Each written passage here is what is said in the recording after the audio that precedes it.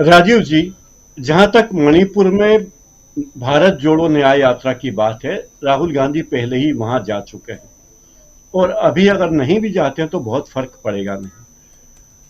ये माना जा रहा था कि इंडिया गठबंधन के लोग एक हो ही नहीं सकते, इस तरह की अवधारणा फैलाई जा रही थी कि इंडिया गठबंधन में एक उत्तर एक दक्षिण है, कहाँ दक्षिणी ध्रुव और कहाँ उत्तरी ध्रुव एक होंगे क्या। लेकिन जिस तरह नेताओं ने आपस में एक दूसरे को सम्मान देना शुरू किया है और ये बात कही है कि बगैर एक हुए, बगैर एक दूसरे को जगह दिए इंडिया गठबंधन आगे नहीं आ सकता। ये बात बीजेपी को समझ में आ जाएगी चुनाव आते आते। जी। इंडिया गठबंधन को जो लोग हल्के से लेते थे, इंडिया गठबंधन कांग्रेस नहीं है, ये बात तो स्पष्ट हो चुकी है।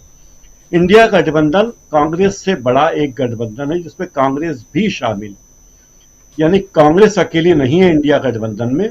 जिस तरह से बंगाल में, उत्तर प्रदेश में, बिहार में सम्मान मिल रहा है, इंडिया गठबंधन को जगह मिल रही है, उससे लगता है कि इंडिया गठबंधन एक बड़ी ताकत के रूप में सामने आएगा। इसमें कोई भी दो मत नहीं।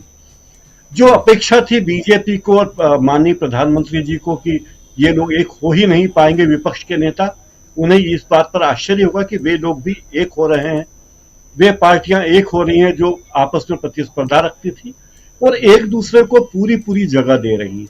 और एक सबसे बड़ी बात ये, जो चुनाव की रणनीति की बात बीजेपी करती है, चुनाव की रणनीति पर कोई कॉपीराइट नहीं है बीजेपी का। कांग्रेस भी अब रणनीति के साथ आ रही है, अपने दिग्गज नेताओं को बड़ी सीटों पर उतारेगी और बीजेपी के बड़े नेताओं की नींद हराम करेगी, इसमें दो मत नहीं। बीजेपी को बहुत जल्दी है। 22 जनवरी को राम मंदिर का की प्राण प्रतिष्ठा, उसके पहले कल 12 जनवरी को मुंबई में अटल एक्सप्रेसवे का उद्घाटन, उसका पिछले महीने ही सूरत डायमंड बोर्स का उद्घाटन किया था प्रधानमंत्री ने। हजारों करोड़ के प्रोजेक्ट, और ये बात बार बार कहने की कोशिश है कि देखिए हम विकास पुरुष हैं, हम विकास कर रहे हैं, हम विकास कर रहे हैं, और जो लोग हमारे विरोध में हैं उन्हें विकास से कोई लेना देना नहीं। दूसरी बात है कि बीजेपी को जो उम्मीदें हैं इस चुनाव में राम मंदिर को लेकर, वो उम्मीदें शायद पूरी नहीं होंगी, शायद लगा रहा हूं, क्योंकि 2014 में भी बीजेपी मंदिर के मुद्दे पर ही आई थी और 2019 में भी मंदिर के ही मुद्दे पर बीजेपी आगे आई थी। तो एक मुद्दे पर कोई भी सरकार आखिर कितनी बार बनेगी, ये बात लोग तय करेंगे कि हर बार अगर 2024 में भी मंदिर मुद्दा है तो 2029 में भी रहेगा और 2034 में भी रहेगा। तो जी। एक मुद्दा हर चुनाव में नहीं रह सकता, मुझे लगता है। हर मंदिर, हर मुद्दा, हर मुद्दे की भी एक मियाद होती है। फिर जिस तरीके से मंदिर की प्राण प्रतिष्ठा हो रही वो भी विवादों में घिरा हुआ है। कैसे विवाद है? मंदिर की शिखर का निर्माण हुआ नहीं है।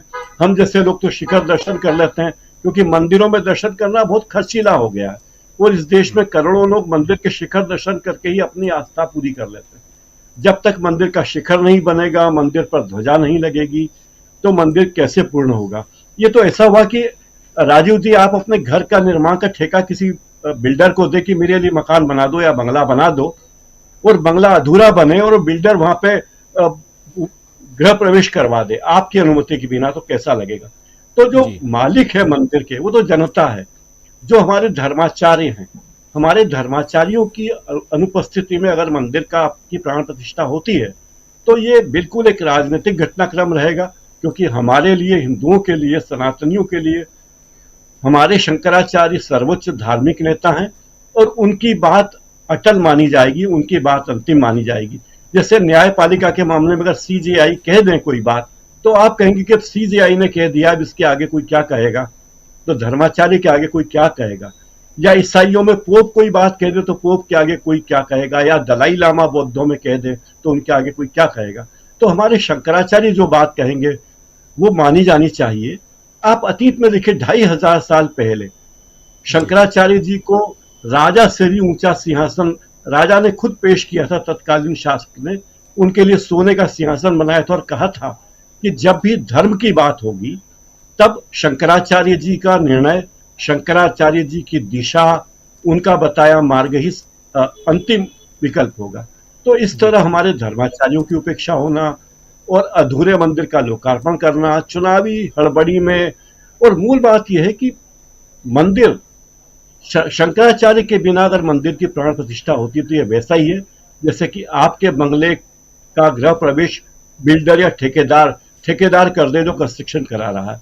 तो ये उचित नहीं है, लोगों को ये बात समझ में आ रही है राजीव जी। जी बिल्कुल बिल्कुल, आप सही कह रहे हैं। दो चीजें चल रही हैं। एक तरफ राम मंदिर को लेकर अलग अलग बातें आती रहेंगी, लेकिन सोनिया गांधी अगर नहीं जा रही हैं तो ये बहुत बड़ा के तहत ये बात बार बार कही जाती। निशाने पर इंडिया गठबंधन है और इंडिया गठबंधन की छोटी छोटी बातों को जिस तरह तूल दिया जाता है वो बताती है कि किस तरह बीजेपी के महकमे में धड़कनें बहुत तेज हैं।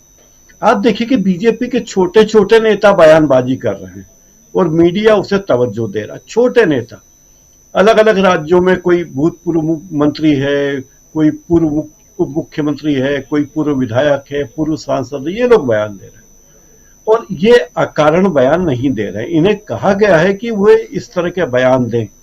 जैसे राहुल गांधी के खिलाफ जब भी कोई बात कहनी होती है तो कोई विधायक आके बयान देता है जो अपने इलाके में जैसे तैसे जीता हो। तो ये बताना चाहती कि देखिए उनके लिए तो हमारे ये नेता ही काफी हैं। हमारे प्रधानमंत्री गृह मंत्री राहुल गांधी के बारे में बयान नहीं देते। कांग्रेस ऐसा नहीं करती कि छोटे मोटे नेता भी प्रधानमंत्री पर बयान दे, और अगर वे बयान देंगे तो उसे कोई तवज्जो नहीं देगा, ना कोई दिखाएगा ना कोई छापेगा। तो ये एक बीजेपी ने जिस तरह मीडिया पर कंट्रोल किया है उसका एक नतीजा है। लगातार इंडिया गठबंधन की खबरें जैसी दिखाई जानी चाहिए थी नहीं दिखाई जा रही। अगर सोशल मीडिया नहीं होता तो शायद लोगों को सही खबरें पता भी नहीं चलती कि क्या वास्तव में हालात है। एक तरफा खबरों से लोग ऊब गए हैं और लोग देख रहे हैं कि कब वो दौर आएगा जब बदलाव की आंधी चलेगी और बदलाव होगा।